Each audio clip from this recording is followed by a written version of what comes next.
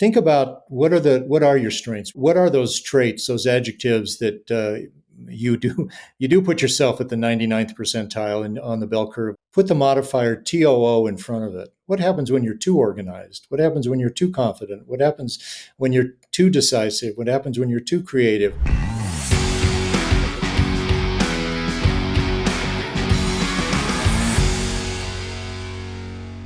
All right, let's kick off today's show.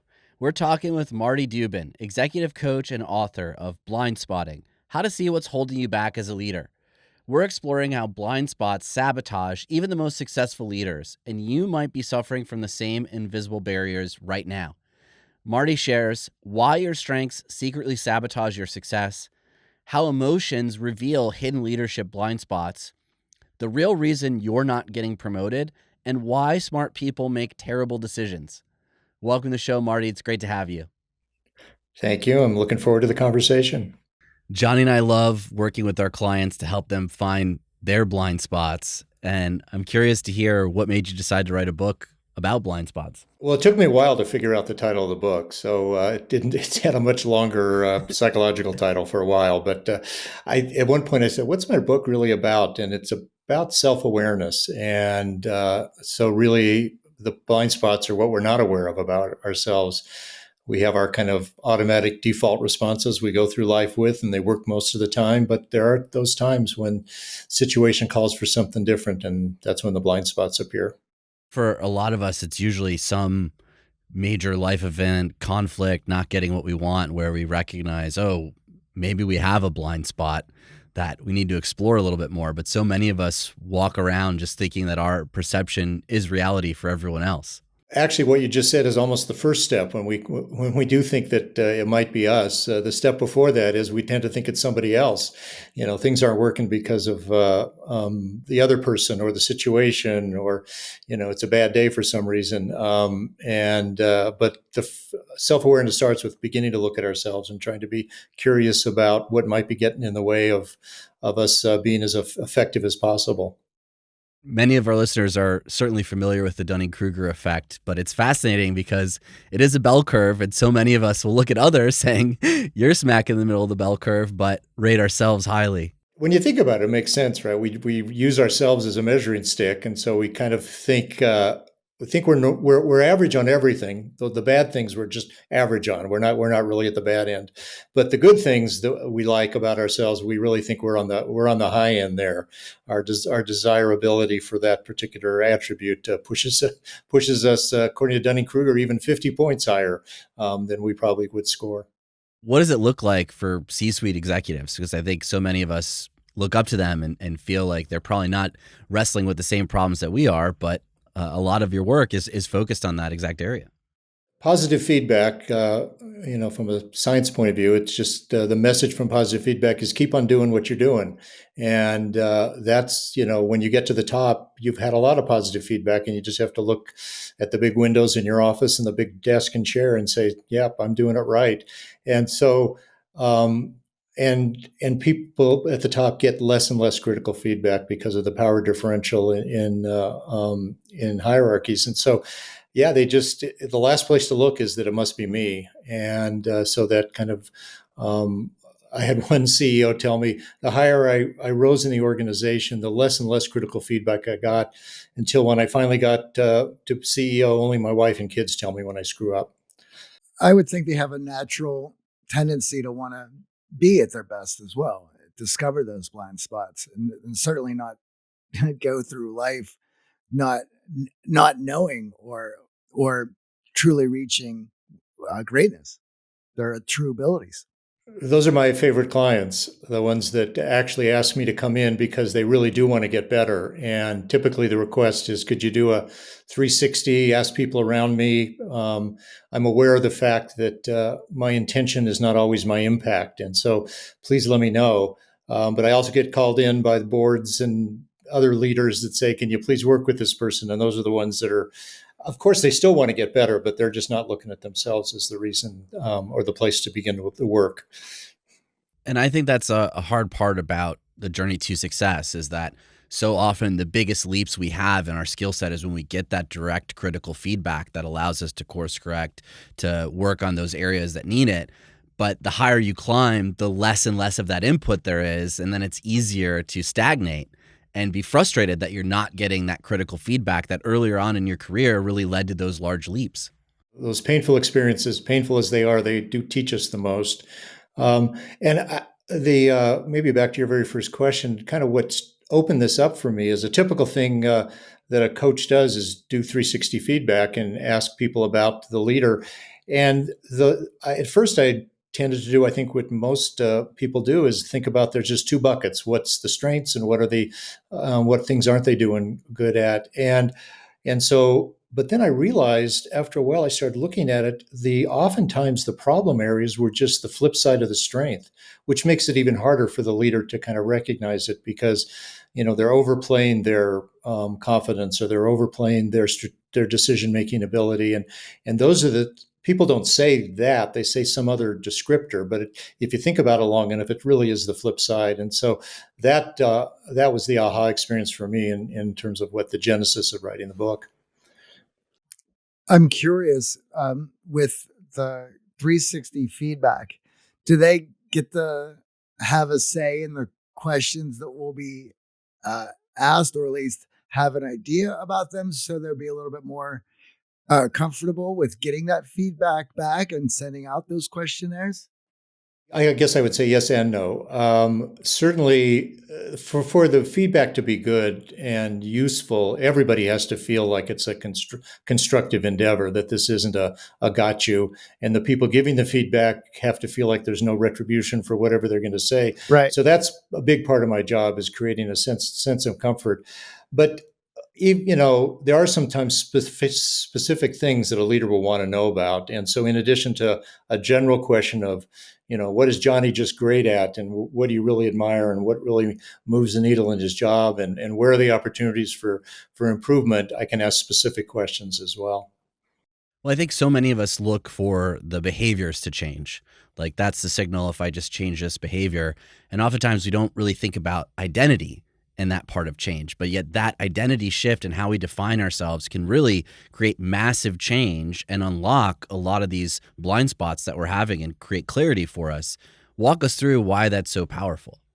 I had an HR leader, and she wasn't the chief people officer. Actually, nobody held that role, and she wanted to advance to that officer role. And she was getting feedback that she, quote, wasn't strategic enough.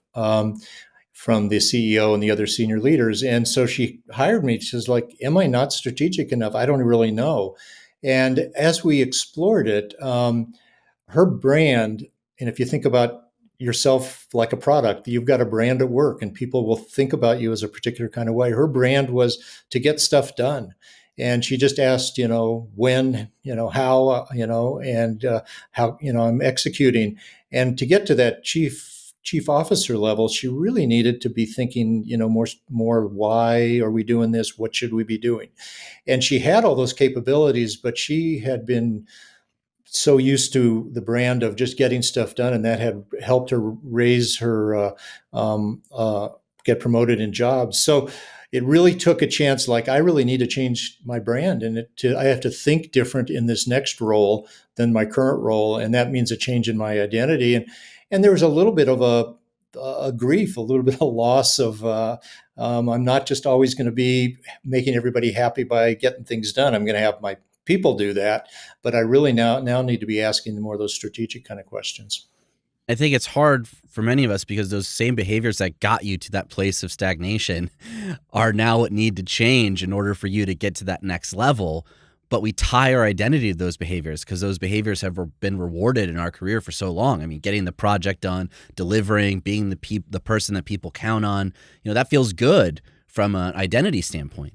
Sometimes we're very aware of our identities, but sometimes they just become like the suit of clothes we wear all the time. So they're just so natural. We don't actually think about it. And we don't think about that limiting side. Our identity is there's just so much to pay attention to in the world. You really have to your identity helps you kind of narrow down what to pay attention to. And when you shift your identity, you start paying attention to new things. those of us that have had a child, the very first time you have a child, your identity change. You're now a parent, and those diaper commercials that you never paid any attention to now are just terribly fascinating. I can attest to that exactly right now, what I'm going through. And I think for that part of our behavior that's tied to this reward, now we're in a situation where, well, we not only have to shift our identity, but we have to get more comfortable with conflict. At the executive level, conflict is expected, it's welcomed, it's how big things move. But if our identity is just people pleasing and getting tasks done and delivering, well, that can be really counterintuitive for us. Yeah, and it can be identity. I kind of look at 6 areas for blind spots, and the identity is one.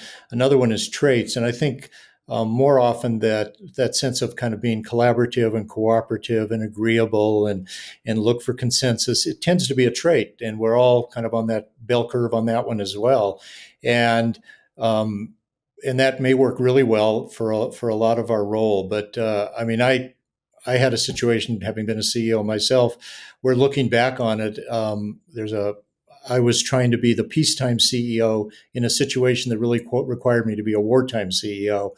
And I gave away too much leverage in our negotiation because I wasn't really shifting my kind of trait, my natural trait of being agreeable, to a trait of being a little bit more contentious and more strategic.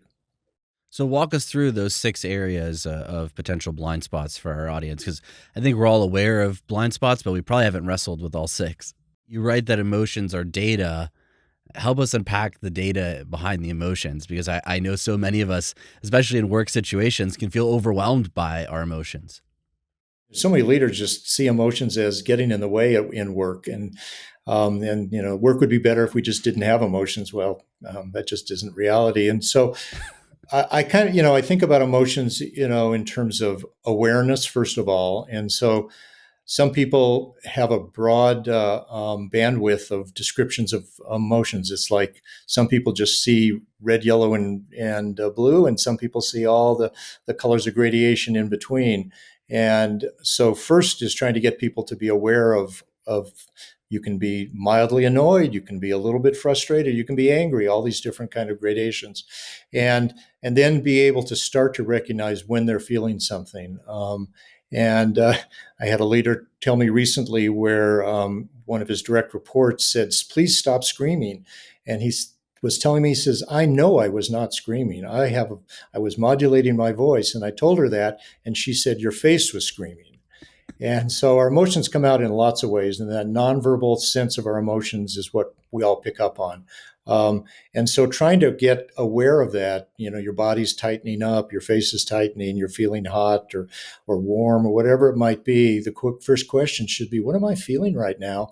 And then and then after you have some awareness, then it's the job of trying to modulate your feelings, regulate them, and really being strategic about it. Maybe you say, I really shouldn't be angry now, or maybe a little says, you know what, it would be good for me to show a little bit of the anger and pound the desk if people know how important this is.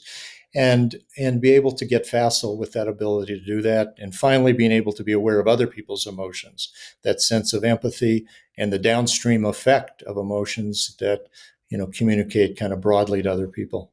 In a professional context, a lot of us try to just modulate our emotions completely down and just try to be as even keel as possible, and don't recognize the detriment that that has to the team, where, maybe they want to sense your emotions. They want to get a sense, like, is this meaningful to you? Do you care? And that modulation piece, I think, is a challenge for a lot of us as leaders when we try to present ourselves as a very even keel person professionally. It's so true that I often hear that, like, I don't know what's really important to him, or will he really fight for me or fight for what's important to us because he's so even keeled all the time. And then you got the flip side of the person who is emoting all the time at work, and people then are feeling like, I just don't know if this is a good day or a bad day to talk to them. I'm always trying to decide how they're feeling for me to kind of figure out what I should do. So getting to that point where, we do that with our families as well, right? And we try to, be real and authentic and show emotion, but not do it in a non-productive or destructive kind of ways. And so sometimes the job of a coach is to let people practice, in the confines of the room, and be able to let some of that emotion out, and be able to then begin to find out strategically the best way to modulate it. But the first modulation is just self-awareness. I'm feeling sad. I'm feeling angry. I'm feeling happy right now. Then already you're able to start to modulate it just by being able to say that, and then be able to think about what you want to do. It's unfortunate that a lot of ways, emotions get painted as weakness in these professional Right. contexts. And because of it, we try to hide them, withhold them from others. And that actually creates an inauthenticity that makes it difficult as a leader for your team to get behind you and read you. I keep coming back to self-awareness. If you're aware, then you can be strategic about how you show up. And no matter what you're trying to do as a leader, it's getting expressed through your personality. And so the more you know about yourself, and the more you're open with other people about who you are, and being kind of a bit more generous with yourself. So if you overstep the bounds and you show too much emotion, you feel, and you're noticing that it's having a bad effect, just own it in the moment, on the spot. Whoa, I guess I really let out way too much just now, and I guess you all know how I'm feeling, or maybe I'm feeling like I shouldn't show my emotion right now, and get permission from the group to open up a little bit. So that ability to meta communicate, talk about your communication, is a super powerful tool for being able to kind of get comfortable and be more authentic and more strategic. For those of the audience who might feel this awareness part is soft, and they don't want to appear soft as a leader in that way. Oh, I'm sad, wrestling with these emotions. What do you say to them to help build awareness without feeling soft?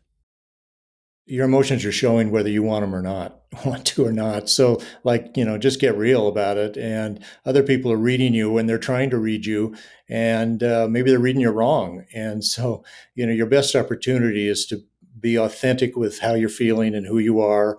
And it also builds relationships. Self disclosure breeds more disclosure. If you're vulnerable and you open up a little bit, other people will be vulnerable and open up a little bit, and that's the way you can have more honest conversations. That's the way teams can make the best decisions and hold each other mutually accountable. So I don't. I mean, I certainly don't see any of this as soft, and in fact, it's hard work, and it's hard for a lot of people to do this. So I think, quite frankly, it's the people who are able to be most authentic with their emotions are really doing the hard work. There's another part of that as well, which is, and certainly in my experience, the harder you try to cover up any of these authentic parts of yourself for whatever reason, uh, it comes out in inopportune times, or in a way that you don't want it to come out, where it hurts somebody. You're bottling these things up, and when we're dealing with CEOs, we're dealing with a lot of pressure, a lot of moving pieces. So it's very easy for that to happen. Uh, you got pressure all day long pushing on you from every different direction. So it's going to come out. You're not hiding. The more authentic you are, the more you build trust in everybody around you, and you know you get to the top by being able to deal with stress a lot. And the problem with it, in addition to what you said, is that also, when you're under so much pressure and you're putting more pressure on yourself to hold things in, you're narrowing your focus, and it becomes that fight or flight response in a much more natural kind of way, and that becomes even more problematic. You end up making decisions based on all those emotions that are unexpressed on the inside, and end up really with poorer outcomes in the end. I'd love to unpack intellect in this, because I think so many listening to this would define themselves as intellectual and looking to improve. And oftentimes they've probably even leaned in to their intelligence to get ahead in their career as really a strength and a superpower. How does that open them up to a blind spot? This was the hardest chapter for me to write in the book, because I think I haven't found that much beyond just be as smart as possible. And we're all rewarded for that. But if we think back, I mean, I don't know about you guys, but I think back to people that I graduated high school with, that just knocked it out of the park in terms of success, and some of them were just average students. And then some of the more brilliant ones just had mediocre kind of results. So, you know, IQ is one type of intelligence. I'm not trying to deny its importance. It's super important. But I really think, and I think we all know intuitively, there are other kinds of intelligence. And, you know, in business, the best, and in life, the best decisions are often made by having a lot of input and having those different kinds of intelligence, contributing to the decision. So and I think this is just a starting point. I've identified 4 kinds of intelligence that, from just my individual work with people, there is that high IQ, that horsepower. There are the people that just process extremely fast, and they take in a lot of information and they can make a quick decision on it and be articulate about it. They don't have to, go back and take out a spreadsheet and try to figure out the answer. So that kind of processing speed is great in negotiation. I've worked with venture capitalists. They're very good at that. And then there's creativity, the people who make these connections that just don't seem obvious to other people, and they're seeing things that other people don't see, and they can be often distractible and almost annoying for some leaders. It's like, where'd you come up with that idea? That has no relevance here, versus the leader that surrounds himself with creative people and knows there must be some jewel in what that person just said. But even though they can't see it in others, they have to kind of follow up. Like, what's the relevance here? What are you talking about? And then the fourth area is maybe a bit of a catch-all, but I call it just street smarts. These are people that kind of have, in my mind, head on a pivot. They're just paying attention to everything. EQ, I think, is a piece of this. They're thinking strategically like a chessboard. They're looking downstream. And those people often are bringing information in and ideas in that others just really don't see. And they may not be the highest, quote, IQ person in the room, but there is this kind of ability to kind of get through life and make really good decisions. And so I look at all 4 of those areas. And the blind spots occur is when you over-index, especially on that first one, and think that being the smartest IQ person in the room is going to get the best result, and you're not paying attention to the other things.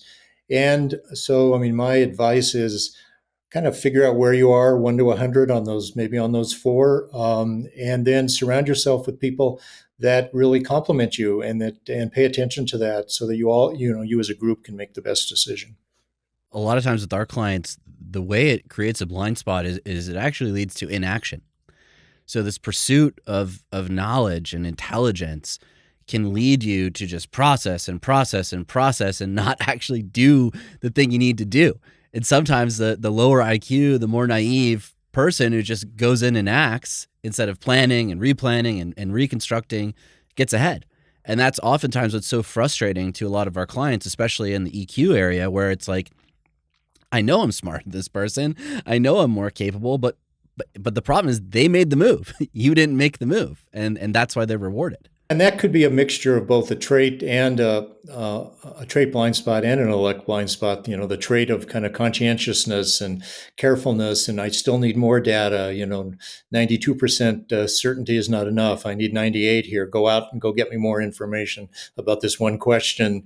And if you're smart, you can always come up with one more question that isn't quite answered there. So that could be over-indexing on that conscientiousness trait, as well as over-indexing on kind of the high IQ and informational trait that leads to kind of analysis paralysis. So what are some other traits that are tripping up leaders that you work with that maybe aren't as obvious to us listening?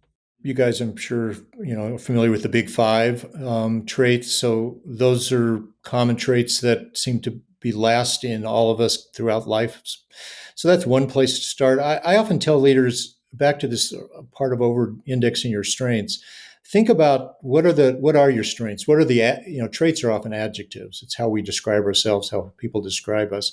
So what are those traits, those adjectives that you do put yourself at the 99th percentile on the bell curve, and you really are proud of that, and it's really good. You're confident, you're decisive, you're organized, you're creative, whatever one you might want to do. And then here's the answer to your question. Put the modifier TOO in front of it. What happens when you're too organized? What happens when you're too confident? What happens when you're too decisive? What happens when you're too creative? it's probably what your spouse or partner tells you all the time. And those are the moments, those are the kinds of things to become aware of, because that's what can trip you up, is when those things are showing up. I had one leader who was in that kind of confidence that tips over into arrogance and decisive. And he was very good at asking questions, a super curious kind of leader. And he would, but when he thought he had the answer, when he stopped asking questions, that's when his confidence appeared to others as arrogance. He was kind of done. Conversation was over. I made a decision. I'm moving on. He was losing some key leaders who just didn't, like dealing with him, even though he was generally a really approachable kind of person. And I couldn't tell him, don't be arrogant. He didn't think of himself as arrogant. Don't be decisive. That wouldn't be the right answer. What I did say is, when you stop asking questions, when you think you're done, that's when you can tip over into this arrogance and appear that way. So your trigger to be aware of is when you think you're done and when you think you have the answer. And my advice to him was, at that point, you say to your team, I think I'm pretty close to a decision here. I think I know what's going on. Let me sleep on it, or let's talk again next Tuesday about it. So to leave it open-ended was a way to kind of respect them and respect the process a little more. And for him to he didn't stop being confident. He didn't stop being decisive, but he could change his behavior in a way that he was behaving in a way that was much more amenable to the team and really resulted in better decisions. Certainly with our clients, and I would imagine with you, it's a lot the same. Once we identify what that blind spot is, everyone's extremely happy, and especially with our clients. They feel like they have found the thing that has eluded them this whole time, or it has been certainly keeping them from reaching all of their goals or being happy. So they're really excited about it. And a lot of times they're like, oh my God, that's it. I totally understand. Yes, that is it. But I have to let them know that just because we've identified it doesn't mean you're cured or this is now over. You can go on about your life. There's now a process in getting better with this, where I will continue to bring up, there's your overly analytical thinking putting you in a trap again. Oh, right. Now I see the trap. Thank you very much. Oh, there's this tendency again that puts you in this. Oh, right. Exactly. That's so. So we give them questions to ask themselves so they can self-diagnose. Am I stuck in that spot again or whatnot? But what does that process look like for your leaders and the people that you coach? Yeah, I think that's beautifully said. And I really like what you said when they said, oh, I understand it now. Right. And understanding really is just intellectual, right? There's no change that happens. That's just an understanding. No. That's like, oh, I know something now, big deal. So, I mean, not big deal. It is a big deal, but it's just the beginning. And so where does coaching come from? It comes from athletics and sports. And what does a coach do in sports? They do small changes that have huge impact. Yes. I'm a skier, bend your knees a little more and lean forward, or, change your grip on the golf club a quarter of an inch, and now you got 10 more yards on your drive. So that's where it needs to move. It needs to move to behavior. It needs to move to what do you do? And it needs to move to practice. So what I work with people on is, what's the trigger? So they don't need you all the time to point out their blind spot. That how can they begin to recognize when they do have it? Like I mentioned with the guy that stops asking questions. That was his trigger for when that arrogance could show up. And then what do they need to do? What are these small tweaks? This is not about personality transformation, which can't be done anyway. This is about small changes and practicing just like you would do any other skill that you want to learn. Like that example you gave of that leader, I found myself very similar in the same trap of like, I got all the data I need to move forward. I got a ton of other decisions on my plate. So thanks for your input, but we're moving forward. And what I did from a behavior change was just adding the question, even after I made the decision, what am I missing? And just inviting more of that feedback and input from my team, even though I had made the decision and maybe they weren't happy with the decision. There were times that there was something that I was definitely missing, and Johnny pointed out, or someone else on the team pointed out, it made an even better decision for me. But instead of that finality of like, I've made it, I don't need any more input, shutting down, just adding that one extra question was the behavior change for me that allowed me to overcome that blind spot that was frustrating our team members. And you can also embrace who you are. I mean, you like to close things off. You like to come to a decision. You like to feel the pleasure of kind of untying the knot and figuring it all out. And there's so great, right? And all you need to do is say, but there's also more. And so just that final, what am I missing? The door's still open, it didn't change who you are in any kind of way, didn't compromise your strengths. It just added extra, an extra ingredient to the soup in the end.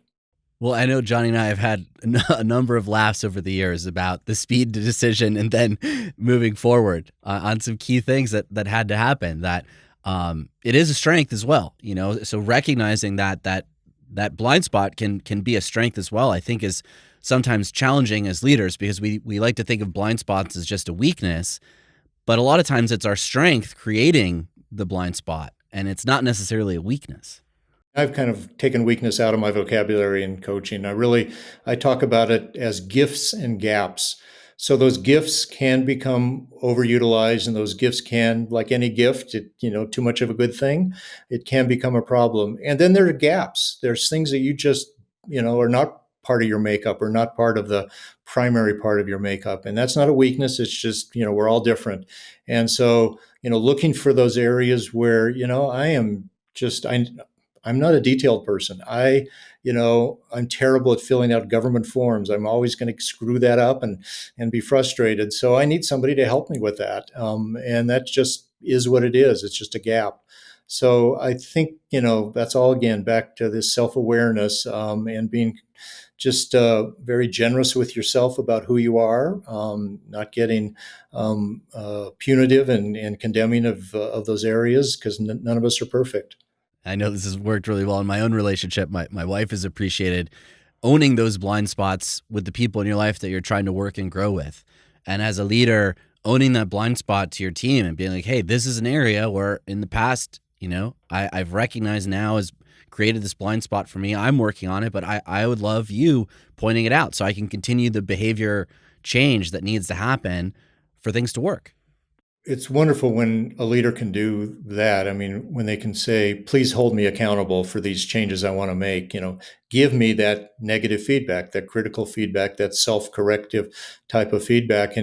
And you're then creating a culture of feedback for the organization by doing that. And, there's so many people like, how do I give hard feedback? Well, it starts with you accepting hard feedback and being able to talk about that. And then you can begin to give hard feedback to other people and have them be willing to accept it. You have to lead by example, especially in these kind of difficult areas.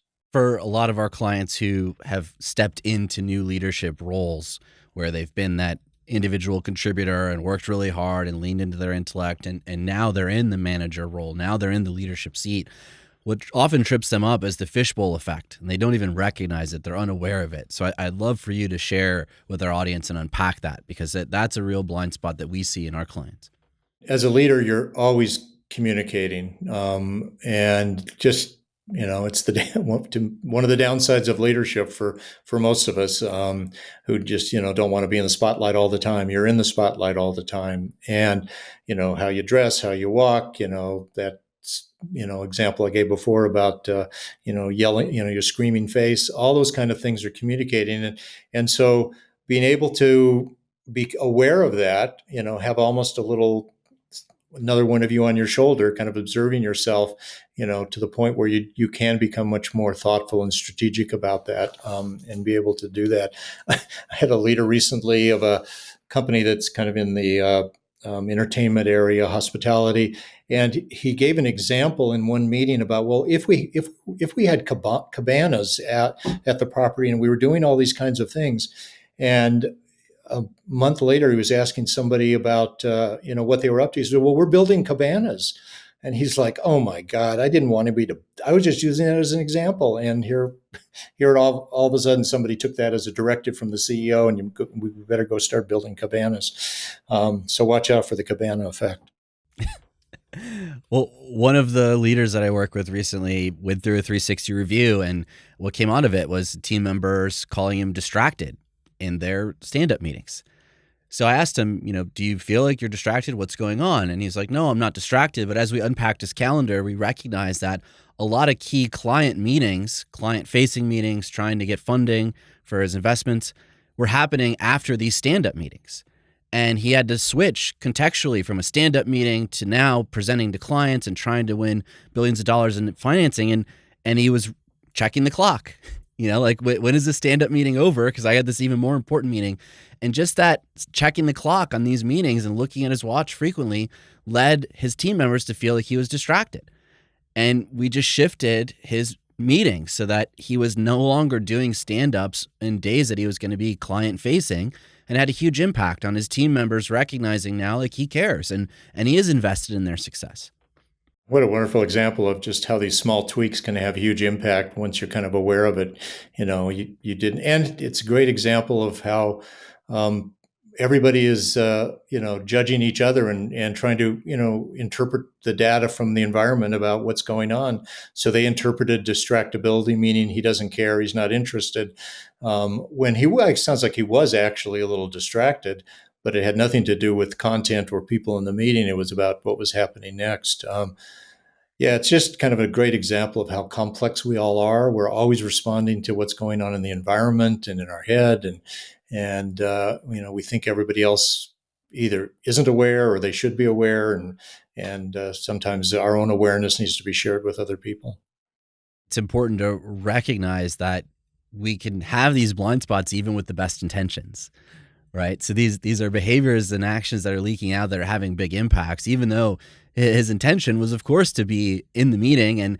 And what I found, the fishbowl effect happens quite a bit with leaders who take a very ad hoc approach, where it's just like an open door, like, hey, I want my team to know that they can come to me at any time. But that often opens them up to these moments where they're in a fishbowl type situation where they were thinking about something else or they had a bigger problem going on. But now this team member walks into their office because they have an open door policy and they can't quite switch. And now that fishbowl effect of this team member looking at them, feeling that stress around a bigger decision that the leader was facing directed directly at their team member. There's a inadvertent side effect of a lot of the research literature on leadership. Like open door policy is a good idea, right? And it is a good idea, and it's a really good idea for some people, and it's a really bad idea for other people. Yeah, exactly. And as a psychologist, I'm always dealing with just one person at a time, not with a theory of the population. And so, it's really important for as you read those leadership books and you think, oh, this worked for that leader, and aren't they successful? To really then filter it through, is that who you are? Does that work for you or not? Or maybe there's an adaptation of whatever you're learning that might fit for who you are. Somebody asked me, recently, is it a good idea for CEOs or leaders to have one-on-ones? And my answer was, well, are you good at one-on-ones? Are one-on-ones productive? Like, what are you doing in a one-on-one? And some, you're great at vision and culture, and so you should do one-on-ones for vision and culture. You're terrible at accountability. Don't do one-on-ones for accountability, right? So being able to kind of figure all that stuff out, again, back to the core thing of knowing who you are and what you're good at and where your blind spots are, is where you're going to begin to kind of, really become more strategic as a leader. So many of these clickbait headlines and things going on around, what the billionaires are doing of these massive companies trying to filter it down to, oh, Jensen Huang doesn't have one-on-one meetings in NVIDIA, so now everyone has to switch from one-on-ones. And we lose sight of what's actually working for us and like what's important for the seat that we're in, chasing these other people as heroes. These people are CEOs due to how well they operate in these environments, which means they understand the rules. Therefore, they can break them. When you're reading their books and things and you're hearing about this stuff, well, that's not going to work for you. You have no experience whatsoever with what you're doing. And you're just going to follow this template that breaks the rules that you have no idea about. And for AJ and I, being entrepreneurs and running our own company, we understand there is no skipping the rules. If you don't know the rules, you're not taking off. And if you did have any success by breaking the rules or not knowing the rules, that was luck. and you'll soon find yourself against the wall. You bring up the super important point about situation. Situation context drives as much of it as we do and as the people around us. I love in Guy Raz asks people, always the kind of the luck question, were you successful as an entrepreneur, because of your own skills or because of some fortune? And they, the smart ones, kind of give a nod to luck in some ways. And my definition is really, good luck is when your particular strengths and abilities happen to be exactly what the situation calls for. And you're in the right situation and you got the right match for it. You're the jigsaw puzzle that fits. And bad luck is you're the same damn person and the situation's calling for different kinds of things. And now all of a sudden you got bad luck. You were a successful entrepreneur twice and now you're a terrible failure. You're no different, but you didn't recognize that the situation called for a different piece of the puzzle, and you didn't have that. So, yeah, being really smart about what's the situational demands as well as your own personal abilities. And it also goes with something you started this off with was being a wartime CEO or needing to be a wartime CEO and being a peacetime CEO. And certainly anyone who studies history and world wars know how those things turned out. Right. Yeah, I think those are the hardest. It's hard enough to be aware of yourself. It's even harder sometimes to kind of stand further up higher and kind of recognize how the situation has changed. But often you're hearing that from other people, or you have the sense it's just not working right now. Why is it not working? And it is because the frame around the picture is the frame that you've got. This is peacetime, or instead of this is wartime. So yeah, it's. Life's hard, a lot of choices, but I think the more people are curious, the more they have a sense of everything is about knowledge acquisition. How can I learn more here? And a lot of times that's not knowing what you don't know, and that's pretty scary when you really think about it. And so the really successful leaders are ones that I see that just do everything possible about learning what they don't know. They are always putting out questions. They're always surrounding themselves with people that bring in more information. That's they're not in a bubble, and they're just data hounds collecting all those kinds of things.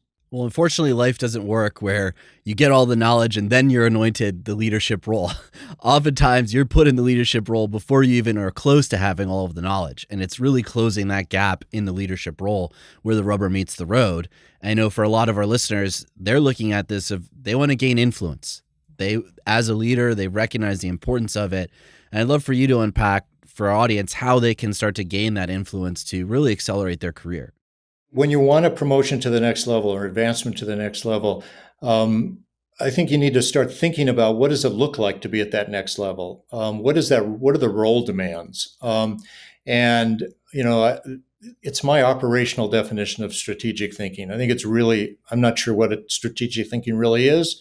There's a lot of good books on strategy, but strategic thinking, in my mind, is what if you're staying up worrying about what your boss is worried about.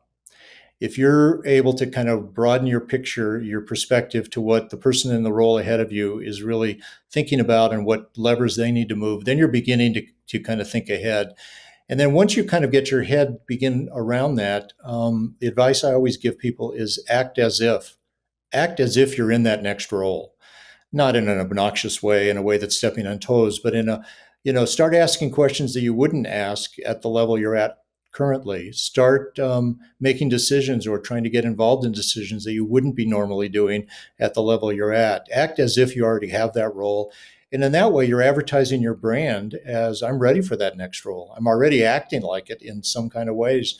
And all of a sudden, people start to see you a little bit differently. They start to see, oh, Joan is really, ready for that next step because she's, already kind of showing that in a particular way of how she's behaving. We don't often recognize the blind spot around solving our own problems to the detriment of our boss's problems. So we might think by moving fast and solving our own problems, that's the way to get ahead. But we don't often think about, well, could that be creating more problems for the team? Could that be the headache for my boss? And that often leads us stuck and stagnating in that current role.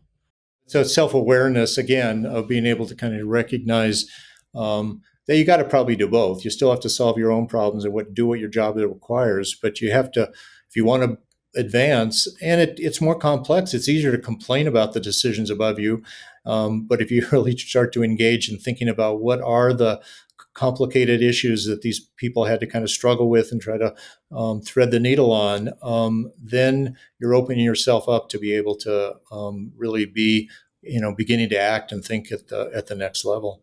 For those who are listening to this episode now recognizing, oh, I might have more blind spots than I even thought of, what are those next 1, 2, 3 steps that they should be taking to not just focus on experience as their only solution to solving their blind spots?